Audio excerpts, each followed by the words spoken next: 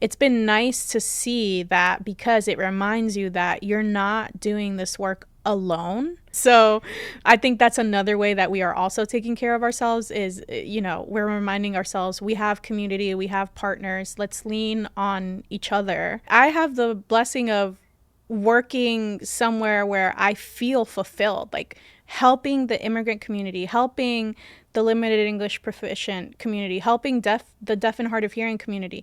That fulfills me. Community is inspiring. How do you handle vicarious trauma? To be honest, we probably don't handle it as well as we should. But at AYUDA, we do have wellness days, which are very much needed. We have, I think, 10 of them throughout the year. So it's just a day where we're not working and we can use that time for whatever we need, whether that's, resting, whether it's spending time with friends and loved ones. But really, it's checking in with one another every day and just saying, like, we know that this news that came out today, like, might be affecting you mentally, emotionally.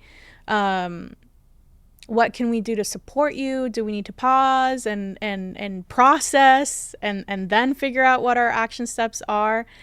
I think what's great about DC, especially recently, is I've seen a lot of collaboration between organizations that serve the same people, but in different capacities, and those organizations coming together to put on different events, put on different presentations, or have a presence in the community and just inform the community of what's happening and of the services and their rights. It's been nice to see that because it reminds you that you're not doing this work alone, that there are other people with the same mission, the same vision, the same passion, and the weight feels a little lighter when there's more people doing it. So I think that's another way that we are also taking care of ourselves is, we're reminding ourselves we have community, we have partners, let's lean on each other because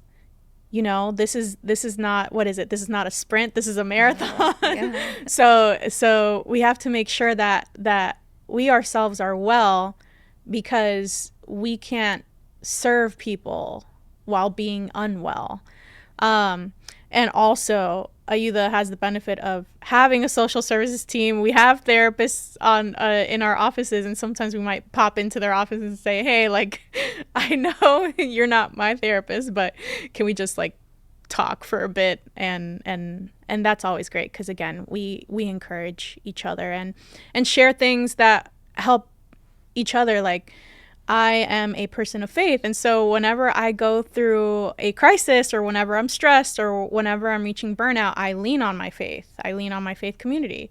And so, if someone has that in common with me, I might suggest, like, hey, like, this worked for me, or they might have a book that worked for them. But it really is just about community, making sure that we're staying connected and not isolating ourselves. That's such a great point that you brought, because that would be my next question, and you're already covering it. So how do different people go through trauma differently, and stress and burnout? No, I think that it's inevitable in today's life. Yeah. No matter how you want to protect yourself, one way or another, you're going to face it. So what is the best way you already mentioned community, You're right. faith, connection.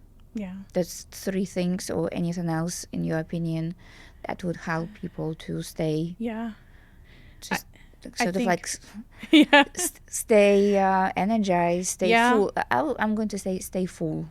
Yes, I think boundaries, like I recently had to spend less time on social media, and the people in my life know I work for an organization that serves immigrants, and right now immigration is such a hot topic, and I've had to ask friends and family, like, hey, like, I see this every day, I'm in this 24/7, like, it's not that I don't want to hear this, I'm just telling you I'm already hearing it, and like, for my own well-being, I need one space where things are light and not heavy, even if it's just for 1 hour, 2 hours, like just that. Like, I think establishing boundaries is helpful, because again, we ourselves also carry trauma, and sometimes things that are happening in the world re-traumatize us, and so I think having boundaries help. I think if you're not seeing a therapist, like, that helps as well. You don't there doesn't necessarily have to be something going wrong in your life, but as someone who has been to therapy gave me a lot of useful and helpful skills that I use to this day, boundaries being one of them, like, and communicating those boundaries to the people I love and being transparent and vulnerable. That's helped. And I think, again, like, never take rest for granted, even if it's just a day to regroup. That is helpful. At Ayuda, I had a 2-month sabbatical, which was very nice. Very nice. I didn't go anywhere. I just stayed in the area. But when I came back, I was re-energized. I had so many ideas of how I wanted to see the program grow.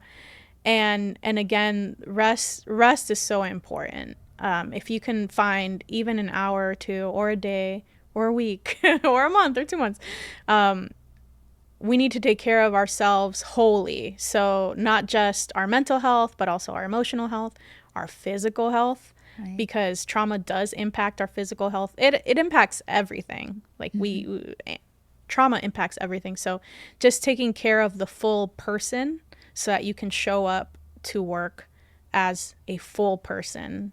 And that's really the only way that you're going to be able to help someone, is if you are showing up fully, and we need to take care of ourselves. Yeah, thank you for this.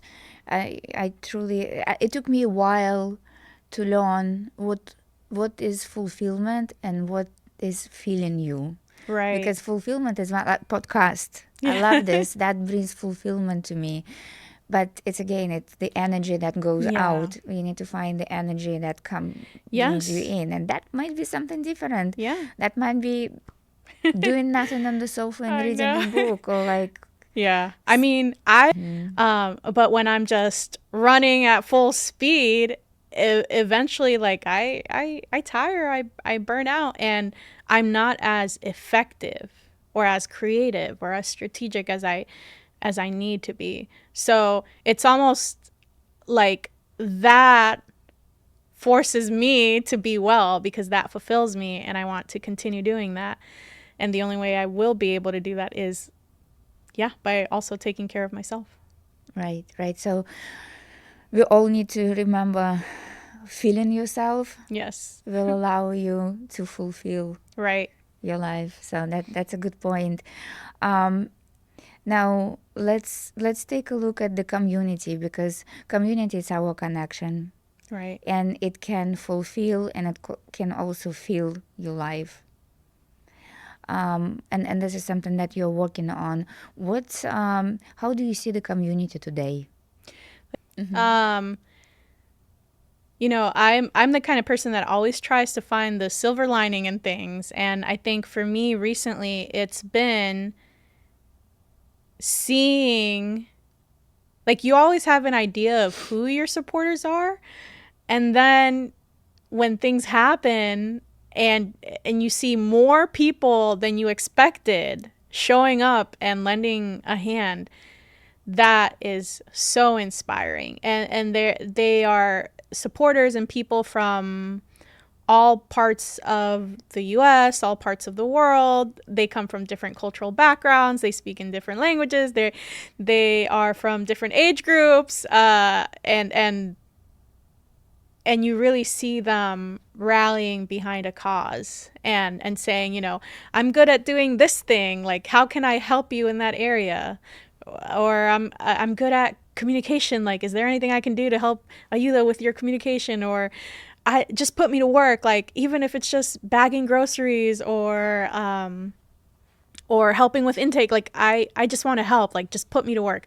That's been very inspiring. and encouraging, and again just reminds us that we are not alone, that that people care, that people care, they care deeply, and they're willing to go above and beyond to make sure that everyone feels safe and welcome, and everyone feels like they have their dignity, that they belong.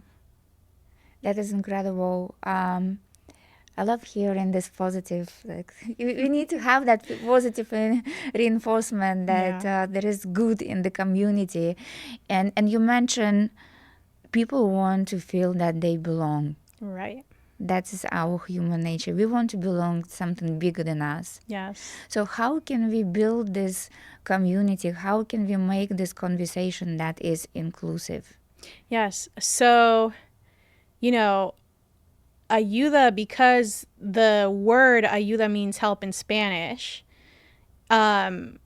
people might not know what the Spanish-speaking community, all of them might not know what we do, but ayuda means help. So if I need help, I will go to ayuda, right? But actually, that I mentioned that example because sometimes even just translating signage helps people feel more welcome. What I would hear growing up is, I didn't go to that organization for help because no one speaks Spanish there, and so they must not be able to help me. They must not have services for me. But then I would go with them and I would serve as an interpreter, not a qualified one.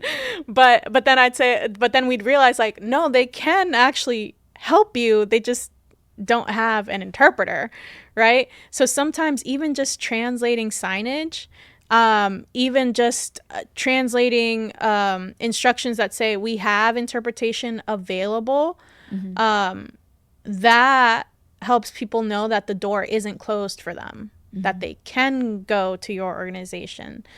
Even if you don't have a Spanish-speaking staff or Amharic-speaking staff, like you will find someone that can be that bridge for the two of you so that you can communicate and find out more about how you can work together.